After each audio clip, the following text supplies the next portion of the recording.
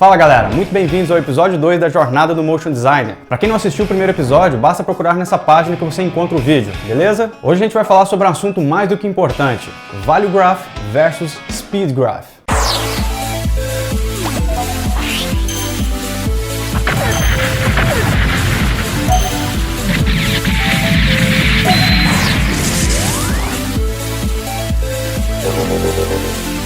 Então é o seguinte, o Graph Editor está presente na maioria dos softwares de animação digital e, na minha experiência, as pessoas têm uma dificuldade tremenda de dominá-lo. Ele é parte fundamental no processo de animação, é onde a mágica da interpolação de keyframes acontece e é onde a gente passa 99% do tempo enquanto produz animação.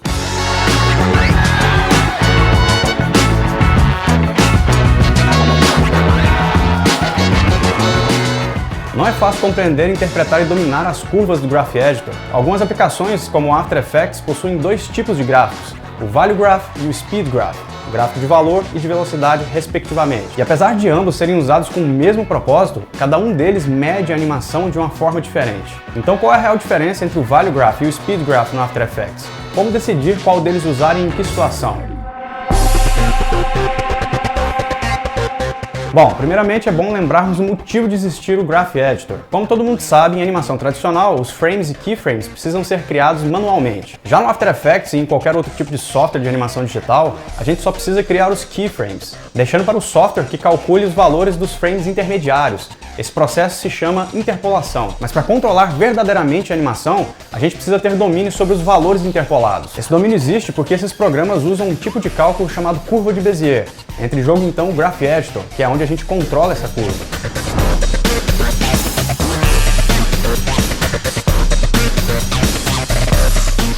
O Value Graph mede o valor de uma propriedade na vertical e seu tempo na horizontal. As unidades nas quais os valores são expressos dependem muito do tipo de propriedade. A rotação é medida em números de rotações e graus, a opacidade em porcentagem e assim por diante. A inclinação da linha entre keyframes representa a variação em unidades por segundo. Linhas retas indicam um ritmo constante, linhas curvas indicam aceleração ou mudança de ritmo.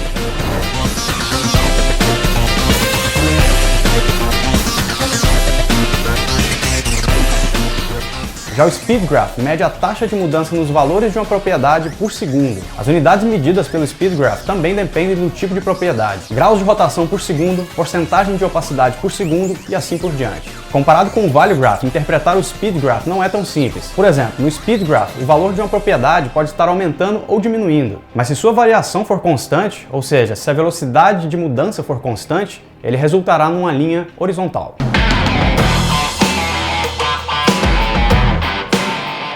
É comum usarmos o Value Graph para animações mais complexas e o Speed Graph para situações mais específicas, mas isso não é bem uma regra. Um bom exemplo sobre quando usar um ou outro é observarmos que algumas propriedades possuem mais de um valor ou dimensão. Uma propriedade como Position inclui valores para as coordenadas x e y e em alguns casos até z. Nesse caso em particular, a gente não consegue controlar a curva do Position com o Value Graph, a não ser que a gente separe as dimensões e as controle de forma individual. A facilidade visual do Value Graph possibilita um entendimento melhor sobre o processo de animação, pois ele representa de modo mais claro o que se passa com o objeto. Se olharmos a curva de um bouncing ball, por exemplo, entenderemos melhor isso. Enquanto as curvas no Value Graph apresentam de forma bem clara o movimento dessa bola, o Speed Graph apresenta curvas bem estranhas. Então, a questão sobre usar o Speed Graph ou Value Graph pode ser técnica ou pessoal. Conheço ótimos animadores que preferem usar o Speed Graph e outros que preferem o Value Graph. Mas o ponto é que precisamos estar atentos às particularidades de ambos, dominá-los completamente para então podermos aplicá-los e usá-los onde convém.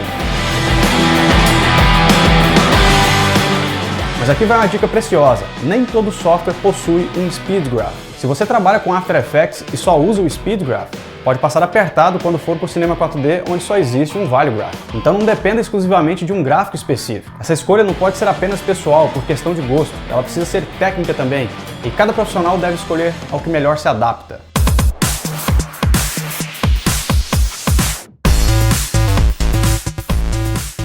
Bom, por que tantos profissionais têm dificuldade em dominar esses gráficos?